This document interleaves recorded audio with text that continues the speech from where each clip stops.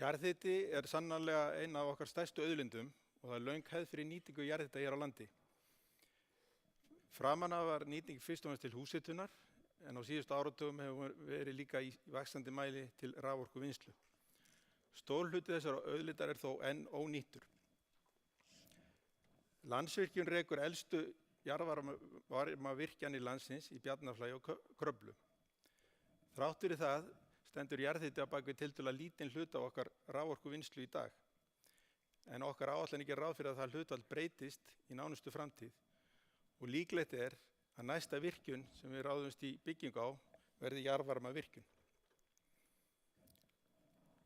Í öllum okkar áætlunum uppbyggingu jarðvarmavirkjana leggjum við mikla áherslu á varfærna nýtingu við uppbyggingu virkjana í þrepum til þess að tryggja sem best sjálfbæra en leið hagkvæma nýtingu auðlindarinnar. Nýtingu jarðvarma fylgir tiltölulega hár undirbúningskostnaður áður en kemur að endanlegri ákvörðun byggingu virkjunar. Boranir vegna rannsókna og gufuöflunar eru dýrar og áhættusamar og dæmigert að alltaf 20–30% af stofnkostnaði virkjunar geti fallið til áður en kemur að endanlegri ákvörðun byggingunar.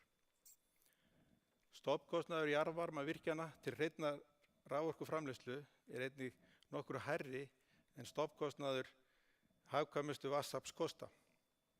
Fjölmörg tækifæri liggja hins vegar til aukinnar hagkvæmni í frekari nýtingu auðlindarinnar.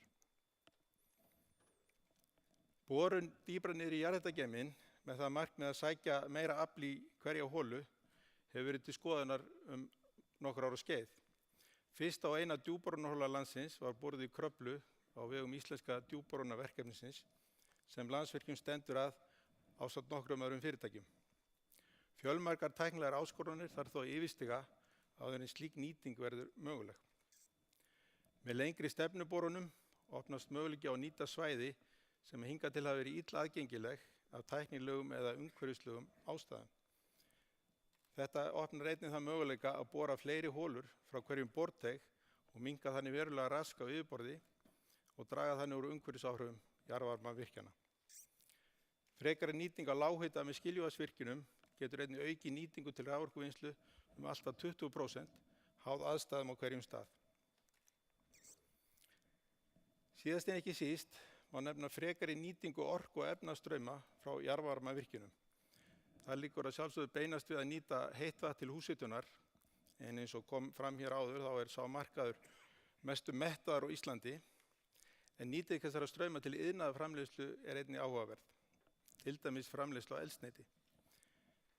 Sérstaklega áhugavert að skoða slíka fjölnýtingu í tengslum við ónýtta orku í vatnsaflskerfi Landsvirkjunar en eins og kom fram hér áður þá í langflestum árum talsvert mikil orka tiltæk í vatnsaflskerfinu sem ekki hægt að selja á núverandi raforkumarkaði á Íslandi.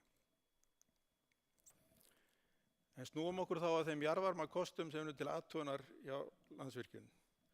Þeir eru 6 talsins en mjög misjafnlega langt á veg komnir. Í Gjástykki og fremri námum aðeins almennar grunnrannsóknir á svæðunum að ræða.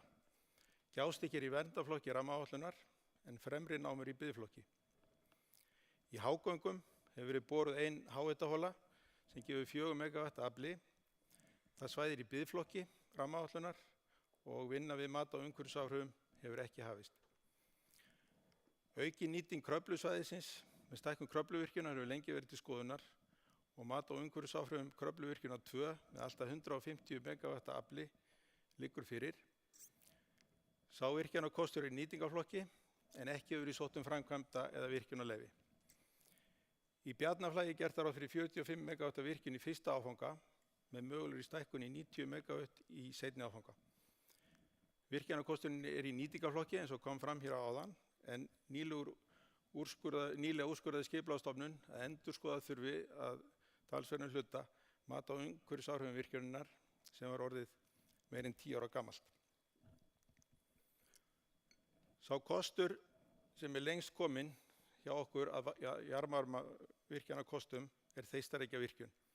Þar undirbúningur í fullum gangi með það markmiði að geta hafið framkvæmdir með stuttum fyrirvara þegar ákvörðun slíkt liggur fyrir. Í sumar unnum við á Þeistareykjum að jarðvegsframkvæmdum vegagerð, gerð vatnsveitu og uppsetningu vinnubúða og höfum fylgt í eftir núna í haust með því að opna tilboð í vélarvirkjunarinnar ásamt því að auglýsa útboð á byggingu stöðvarhúss og gufuveitu. Áætlanir okkar gerir ráð fyrir að framkvæmdir við fyrsta áfanga sem 45 megawatt geti hafist á vormánuðum 2015 með áætlaða gangsetningu haustið 2017. Annar áfangi, önnur 45 megawatt, hefur einnig verið undirbúinn og mögulegt að fara í framkvæmdir við hann strax í kjölfar fyrsta áfanga. Talsvert meiri orka talin vera tiltæk á þessu svæði og fyrir liggur mat á umhverfisáhrifum fyrir virkjun allt að 200 megawatt. Takk fyrir.